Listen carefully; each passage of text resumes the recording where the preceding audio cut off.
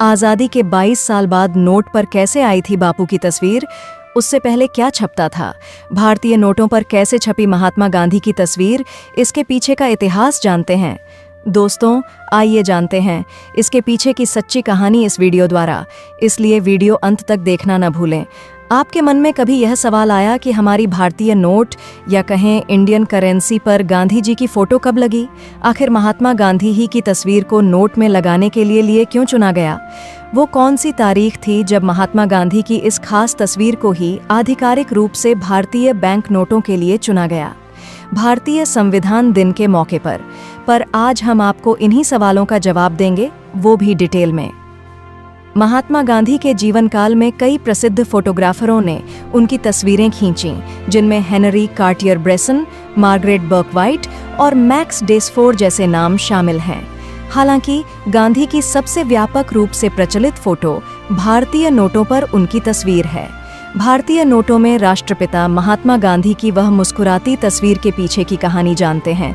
क्या यह अचानक से लिया फैसला था या क्या? आज गांधी जी की तस्वीर के पीछे की कहानी बताएंगे।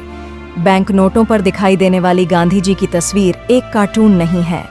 यह 1946 में ली गई एक तस्वीर से काटा गया है, जिसमें वह ब्रिटिश राजनीतिज्ञ Lord Frederick William Pethick Lawrence के साथ खड़े हैं।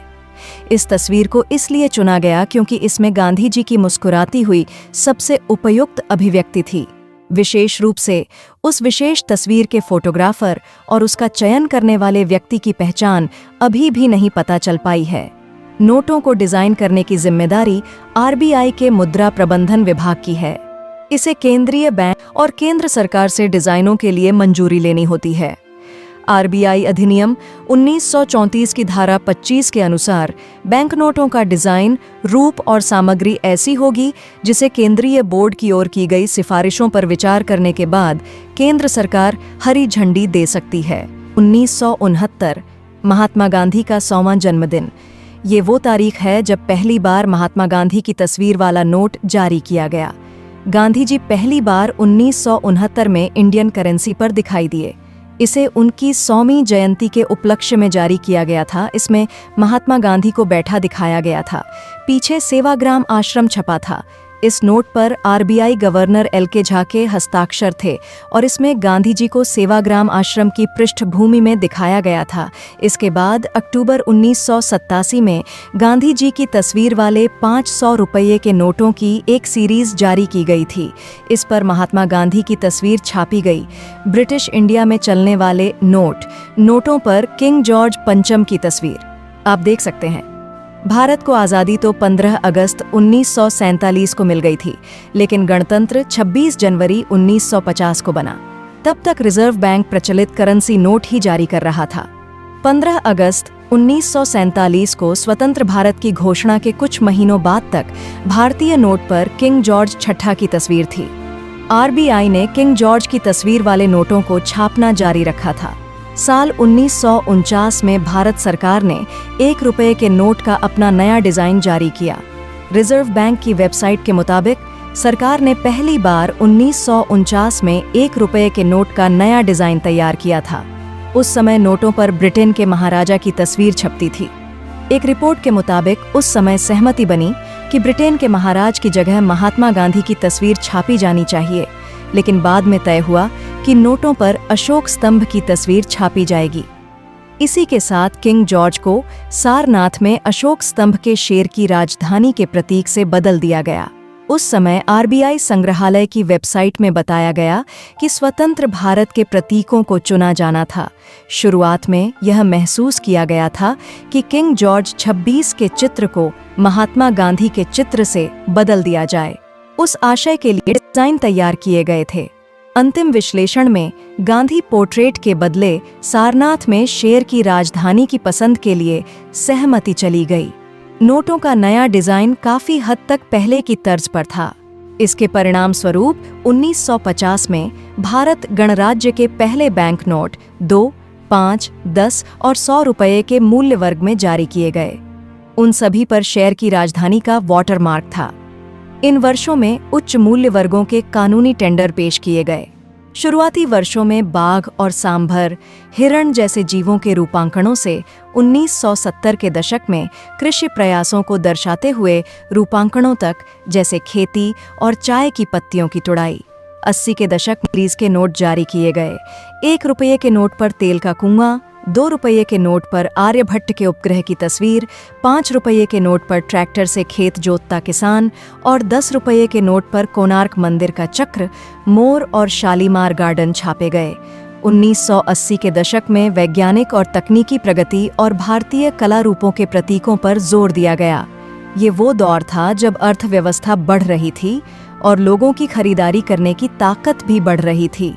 लिहाजा रिजर्व बैंक ने 500 रुपये का नोट जारी किया।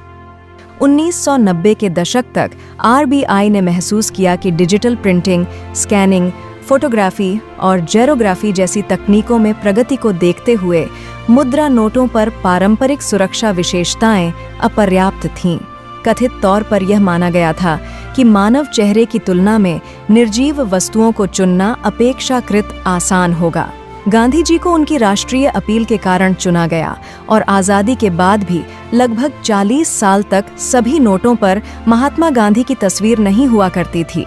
1996 में नोटों की नई सीरीज आई और इसके बाद ही करेंसी पर महात्मा गांधी की तस्वीर छपने लगी। दोस्तों, आइए अब जानते हैं कि आखिर भारतीय मुद्रा पर महात्मा गांधी जी का चित्र ही क्यों लगाया जाता है। जानते हैं कि क्या भविष्य में कभी महात्मा गांधी जी के अलावा किसी और का चित्र लगाया जा सकता है या नहीं। आरबीआई और केंद्र सरकार का मानना है कि गांधी जी से बेहतर कोई अन्य व्यक्ति या प्रतीक नहीं है जो पूरे देश एक के लोकाचार का प्रतिनिधित्व कर सके। महात्मा गांधी भारतीय स्वतंत्रता संग्राम में एक प्रमुख व्यक्ति थे और उन्हें राष्ट्रपिता माना जाता है, जो राष्ट्र के मूल्यों का प्रतीक है।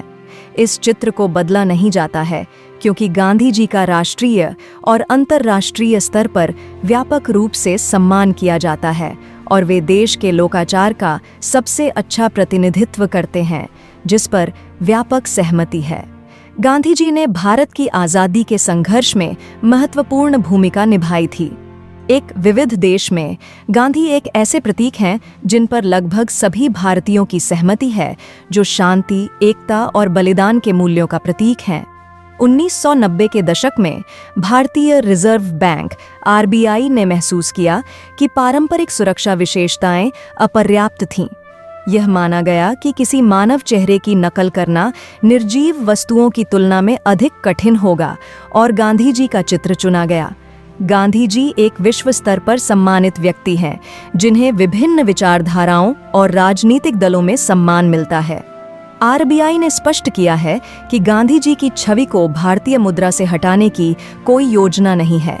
किसी भी बदलाव के लिए केंद्रीय बैंक के केंद्रीय बोर्ड की सिफारिशों के बाद केंद्र सरकार की मंजूरी की आवश्यकता होती है। हालांकि अन्य हस्तियों जैसे रविंद्रनाथ टैगोर और डॉ.ए.पी.जे. अब्दुल कलाम के नाम भी सुझाए गए थे, लेकिन 2010 में एक पैनल ने फैसला किया कि गांधी जी के अलावा कोई भी व्यक्तित्व भारत के लोकाचार का बेहतर प्रतिनिधित्व नहीं कर सकता। यह सब मिलकर यह सुनिश्चित करता है कि महात्मा गांधी का चित्र भारतीय मुद्रा पर एक स्थायी विशेषता बना रहे। अगर आज का वीडियो अच्छा लगा तो हमारे YouTube चैनल ग्लोबल थिंक को सब्सक्राइब करना ना भूले और हाँ, वीडियो को लाइक और शेयर करना ना भूले। अगली बार मिलेंगे एक इंटरेस्टिंग वीडियो के साथ। तब तक के लिए बाय बाय, स्टे कनेक्टेड।